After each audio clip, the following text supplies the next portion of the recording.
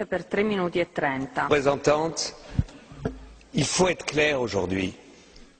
Pour beaucoup de Palestiniens, et je reviens de Ramallah et des universités palestiniennes, deux solutions n'est plus à l'ordre du jour. Les Israéliens n'en veulent pas, ne nous mentons pas. Israël rend de plus impossible la solution de deux États. Nous défendons avec raison deux États. Mais il faut mesurer la frustration palestinienne.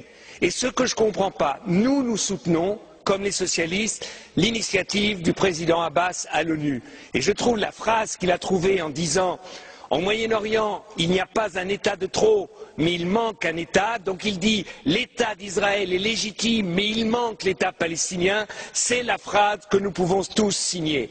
Seulement, ce que je ne comprends pas, Madame la Haute Représentante, c'est que vous arrivez ici à dire « Nous regrettons que l'Israël ait décidé aujourd'hui la construction de haut sang. » Au moins, condamnez-le et ne le regrettez pas. Dites que c'est impossible. Soyez clairs. Et deuxièmement, même si nous sommes pour la reconnaissance de l'État d'Israël, de l'État palestinien tout de suite, au moins dites aux Israéliens, dites-leur, s'ils continuent les constructions, eh bien vous pousserez les États européens à tout de suite accepter la reconnaissance de l'État palestinien. Faites-leur le même chantage qu'ils font avec vous, parce qu'avec vous ils disent on va négocier et en même temps ils continuent à occuper.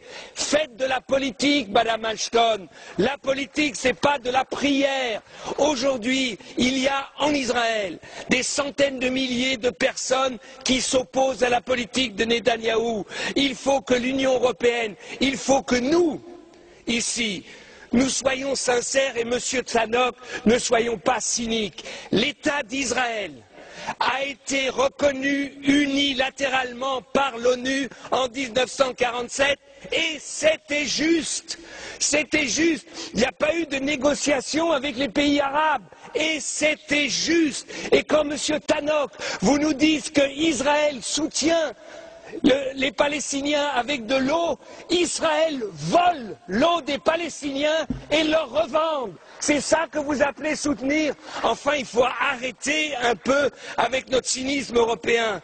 Si aujourd'hui, nous nous levons pas tous et nous disions aux Israéliens, votre paix, la paix d'Israël, Israël pouvant s'intégrer dans un espace du Moyen-Orient, même de rêver des États-Unis du Moyen-Orient, où tout le monde aurait sa place, Israël doit comprendre que c'est dans son intérêt le plus intime qu'il y ait un État palestinien. Et Madame Ashton, vous devez dire aux Israéliens, des représentants palestiniens comme M. Abbas ou comme le Premier ministre Fayyad, ils n'en auront pas d'autres et qu'aujourd'hui, si le Hamas aujourd'hui est contre l'initiative de M. Abbas, parce qu'il sait que cette initiative, c'est la seule possible pour qu'il y ait deux États au Moyen-Orient.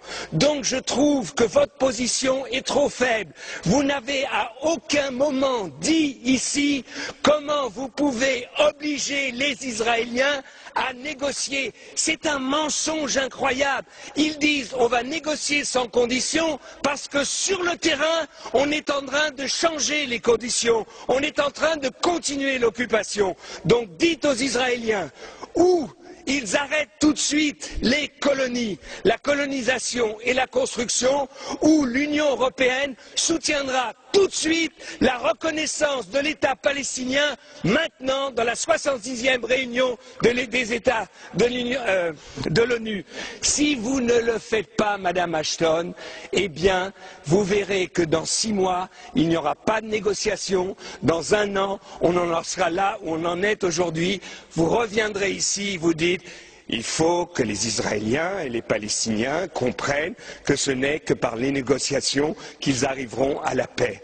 Ils arriveront à la paix, Madame Ashton, si nous disons aux Israéliens, des fois, et pour défendre l'État d'Israël, too much is too much, enough is enough. Si on leur parle comme ça, vous verrez que les choses changeront. Merci.